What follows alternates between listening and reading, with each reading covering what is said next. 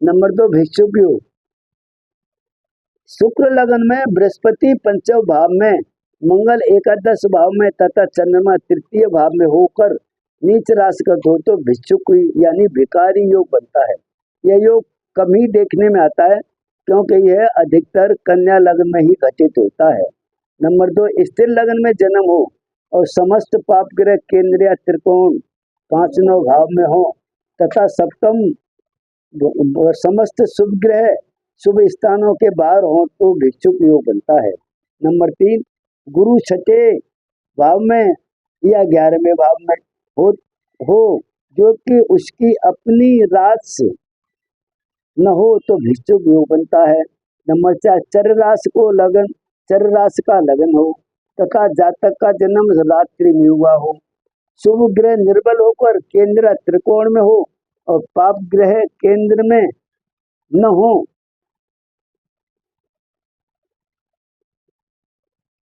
तो भिक्षुक योग बनता है। नंबर 5 पाप ग्रह लगन की द्वितीय से अष्टमेश के साथ हो तो भिक्षुक योग होता है। फल है भिक्षुक योग में जन्म लेने वाला जातक भाग्यहीन, स्त्री पुत्रादि से निंदित, विषम स्थिति में रहने वाला, आजीविका के प्रति परेशान रहने वाला तथा धन के अभाव में चिंतित रहता है।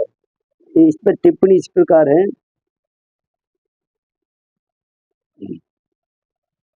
जो भी किसी की कुंडली में 3 से अधिक ग्रह नीच राशिगत हो तो जन्म लेने वाला जातक को भाग्यहीन ही समझना चाहिए। एक बात और ध्यान में रखनी चाहिए कि दूसरे भाव का स्वामी या अष्टम भाव का स्वामी अथवा दोनों ही हो, क्योंकि कुंडली में लगन से अष्टम भाव मारक भाव कहा जाता है तथा मारक भाव से अष्टम भाव अर्थात द्वितीय भाव भी मार्केश भाव कहा जाता है तथा इन दोनों के स्वामी भी मार्केश कहे जाते हैं। अतः लग्नेश तथा मार्केश एक साथ होने से भिक्षुक योग बन जाता है। सकट योग चंद्रमा से 6ठे या 8वें भाव में बृहस्पति हो तथा कुंडली में लगन से केंद्र स्थान में गुरु न हो तो ऐसी स्थिति में सकट योग बनता है।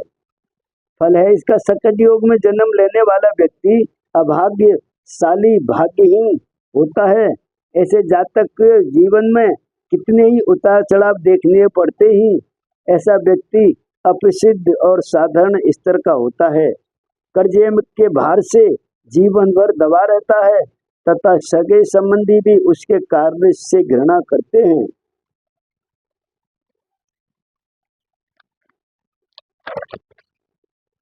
सकट योग के बारे में विद्वानों में मतभेद है।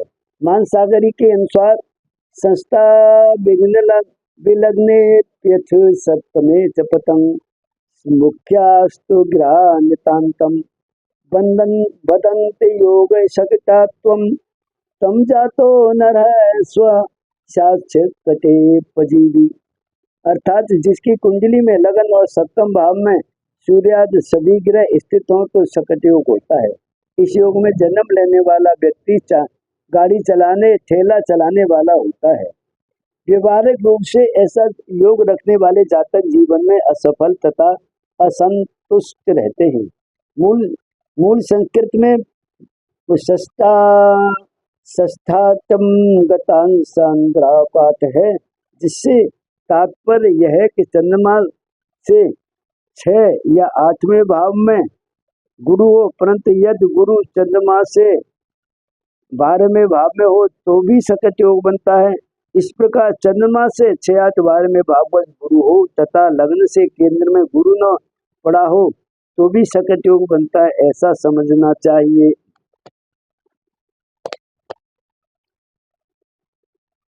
अंगहीन योग नंबर 1 शनि सप्तम भाव में हो तथा मंगल एवं राहु नवम भावगत हो तो अंगहीन योग बनता है। नंबर 2 जन्म कुंडली में चंद्रमा लगन से 10वां भावगत हो, मंगल 7वें घर में, सूर्य दूसरे घर में हो तो अंगहीन योग बनता है। फल अंगहीन योग में जातक के शरीर का कोई हिस्सा कटा हुआ या विकलांग होता है। के मंत्र योग कर्क लगन हो तथा चंद्रमा कर्क राशि में ही हो उस पर कुबड़ योग, कुबड़ योग, कुबड़ योग है। ओम श्रीमन नारायण भैया काटे दे रहे